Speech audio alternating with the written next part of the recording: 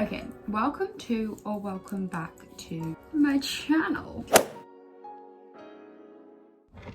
Basically, I'm gonna be doing a little Q&A for you guys today. Very chilled, very, nothing too hectic here. I put it on my story, right? Like, ask me some questions, and I got a lot. So I'm really sorry if I don't do your question, but I think I'm gonna do this like a monthly thing, like an update anyway. So if it's not in this one, put it in the one for February. Also, my mum knitted me this scarf because I feel like I'm gonna get questions. Where are your scarf from? My mum knitted it for me. She's going through a knitting phase. Sometimes you just gotta let your mum do what she wants to do. But I got a scarf out of it, so. Okay, question 1 was, how do you keep your hair so long and healthy? I actually recently have a few tips for this, and that is why I'm doing this one first. One, I use Aussie shampoo and conditioner, and I only use Aussie shampoo and conditioner. I don't know what they put in that stuff, but it's so nice for your hair. And I don't know anything about like what oils you're supposed to have in your hair or anything, you know, I'm not a hair tech, but it seems to work for me. These are some like niche ones. Well, it's not really that niche anymore, but I saw on my For You page the other day that you're supposed to shampoo twice, and I've recently been doing that because I was like, okay, well, my For You page is telling me I need to shampoo twice. I feel like you should try it. And I just use a tiny bit for the second one because I'm not made of money, but Aussie's quite expensive as well. Another thing I would say would be use olive oil when cooking. Talking about hair, I'm not having a good hair day. Yeah, use olive oil when you're cooking.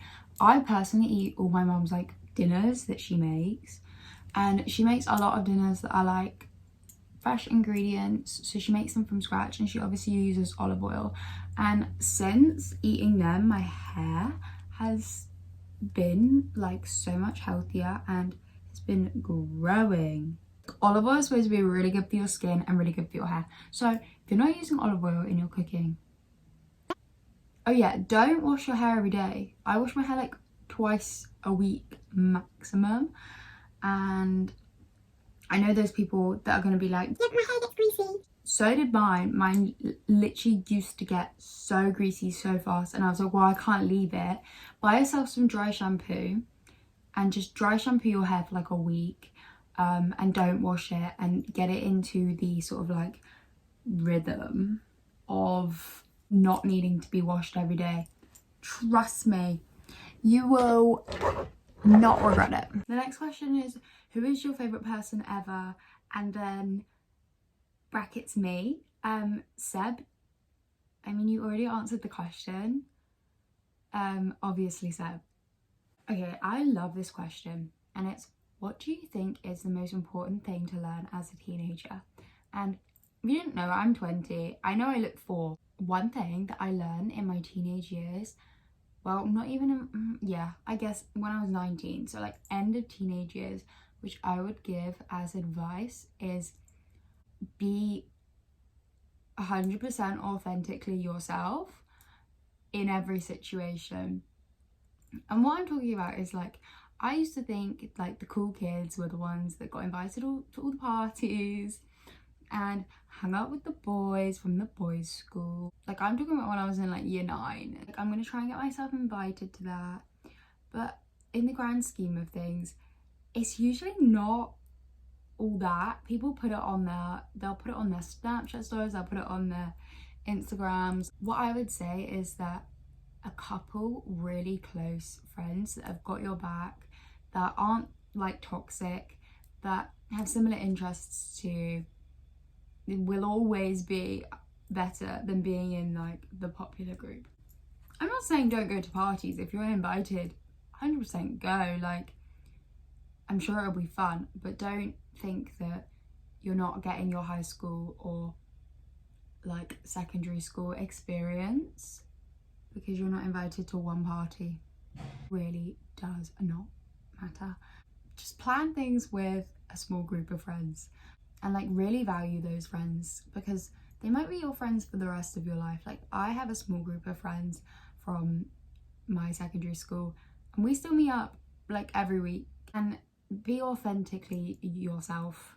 Don't change your personality depending on different people you're seeing, otherwise you're going to feel really uncomfortable as well. Someone just said your favorite outfit, and I'm going to put a little screenshot of, I think, my current favorite outfit that I've done recently, and then I'm going to put a screenshot of someone else's outfit from Pinterest that I'm obsessed with at the moment. But my favorite outfits really change, and it changes with season. I've been like low-key a little bit obsessed with colour at the moment, because sort of almost going into spring, so I want to start like getting some summer outfits ready. Oh my god, okay, someone said first kiss story, and I really hope the person that I had my first kiss with does not see this. I'm not gonna lie, like it was one of the most traumatic experiences of my life. No, it wasn't. Basically, I was seeing this guy when I was quite a late bloomer. I think I was 15. Yeah, I must have been 15, which is quite late for your first kiss. I was seeing this guy, and like I've met up with him quite a few times, and like I knew that he liked me, and he knew that I liked him, and it was like kind of inevitable that it was gonna happen. But it was so awkward. Like he was late for his bus and he was leaving, so it was like really rushed, and we almost like, oh god, we almost like I think we like slightly missed each other's lips anyway. Like, well, not miss, but like it was kind of like here, do you know what I mean? Like it wasn't, and it was in the middle of town centre as well. It was awful. Someone said what's your dream? And I honestly, like, I would just really like to do something sort of in the arts, fashion, creative industry in London. I don't know, like the museums or a fashion shoot, doing something where I'm like surrounded by sort of like the fashion and art industry. As I see where life takes me. Someone also said favorite colour. Now this changes all the time, but I think green, like this green, yellow, but like you know, like really pale. And I have really been into like peachy orange at the moment, but that's more with clothing. I got a few questions about modelling. I'll just put them here. Like, how did I get into it? Have I started yet? Basically, I just got scouted on Instagram.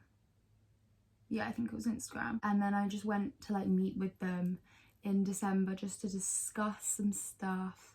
And then I recently went back to meet with them like last week, and I'm signing with an agency. Now, I know that a lot of people, because the modelling industry is renowned for sort of like sometimes being kind of toxic with weight and like people in eating disorder recovery. And I know I've got a lot of questions like, why are you going in, like why are you pursuing that sort of alleyway? Like, are you not worried?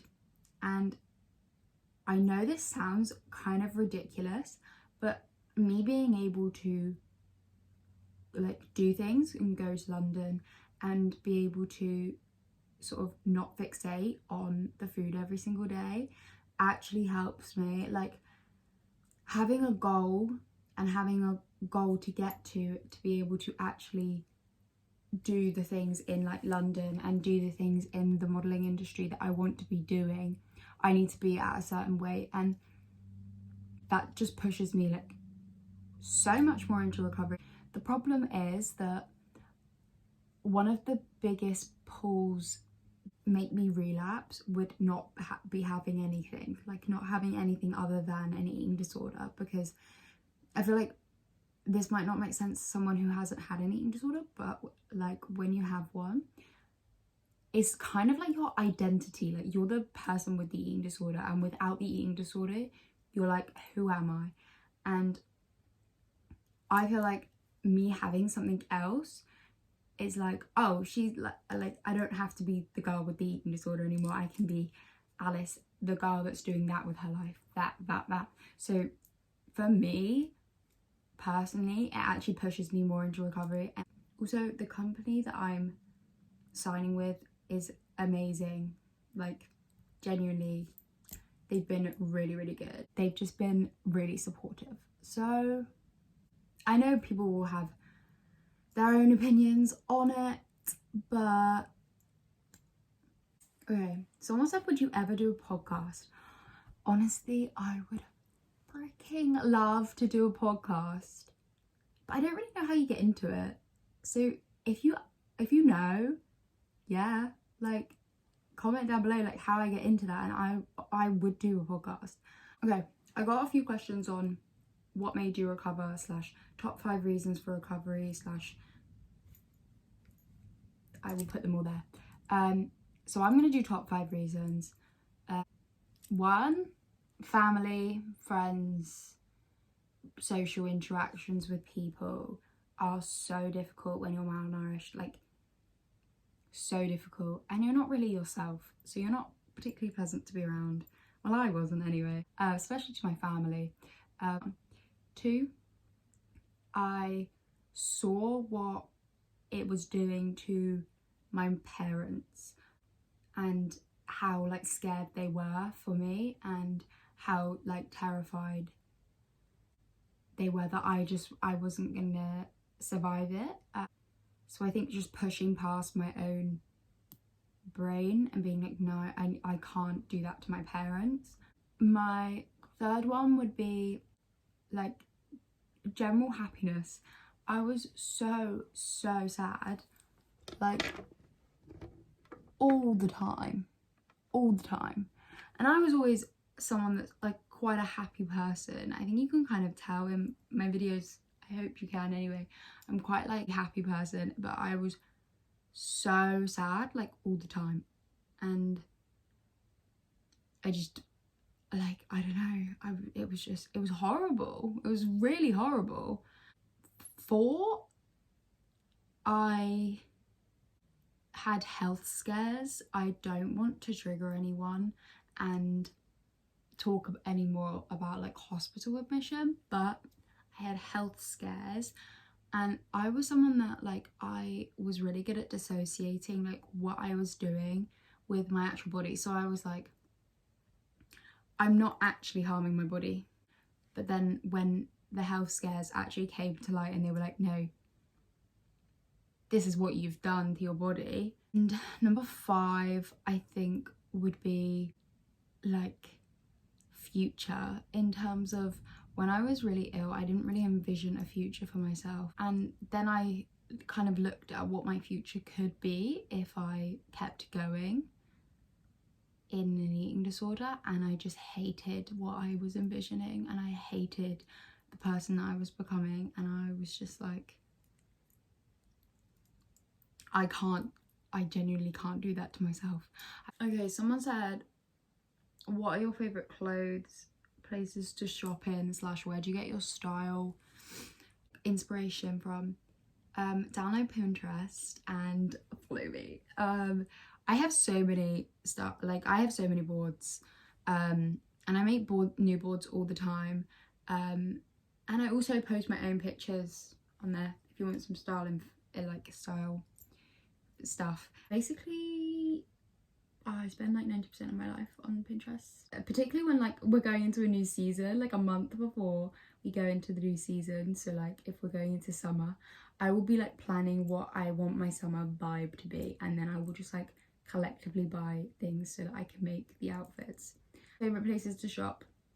I've been really into Jaded London and Motel Rocks, but also I know going into the summer I'm gonna want to like be that island girl aesthetic again, because I always want to be island girl aesthetic in summer. So I know that I'm gonna go for like, I don't know, like a bit of Princess Polly moment, like White Fox Boutique, Pull&Bear and Strada, however you say it, Stradivarius, and Bershka always come in handy in summer. And also Hollister, really, really cute dresses for summer.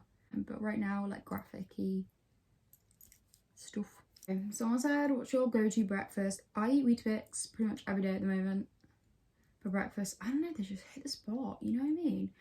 I do love a bit of porridge, but like, I feel like microwave porridge doesn't really do it.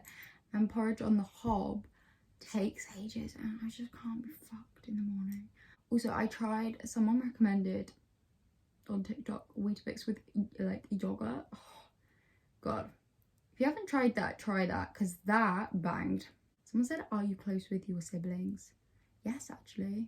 Like, it's really weird. Like, we've never really not got on. Like, obviously we bickered as children and like thumped each other, but like we've always really got on. But they're like, I don't know, they're doing their PhDs. They're thriving.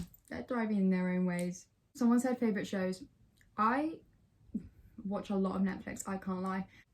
I'm gonna go through a few that I've watched recently that I really like. Gilmore Girls, I rewatched, really good. Ugly Betty, it's a bit satire and there are some jokes in it that probably would not be able to air now, but I actually really enjoyed it. I'm watching Jane the Virgin at the moment. Merlin.